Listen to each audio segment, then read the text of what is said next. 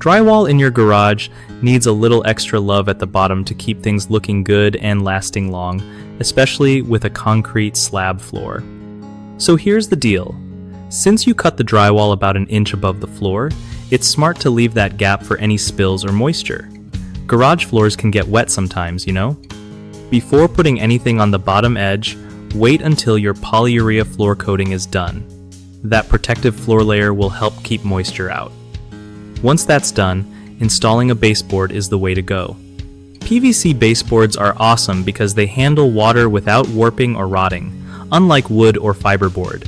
If you want something a bit more flexible and easy to clean, rubber cove base is an option too. Just make sure the baseboard covers the gap you cut so insulation doesn't sag or get exposed to dirt and critters. Speaking of insulation, if it's settling near the floor, you might want to add some spray foam or caulk to seal gaps before baseboards go up. Keeps your garage insulated and neat. One of the biggest issues people run into with garage drywall near concrete slabs is moisture damage. That's why cutting drywall too close or letting it sit on the floor is a no-go. Fix that by keeping drywall raised slightly like you did and sealing gaps properly. Another common problem is insulation sagging or not being sealed well.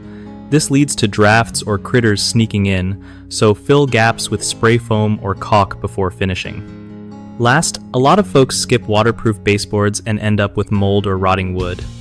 Going with PVC or rubber baseboards after flooring installation stops that mess before it starts. BigHomeProjects.com is a solid spot if you're hunting for trusted local contractors who know their stuff for projects like garage drywall or flooring. It also helps contractors get connected with homeowners who need their skills, making the whole process way easier for everyone.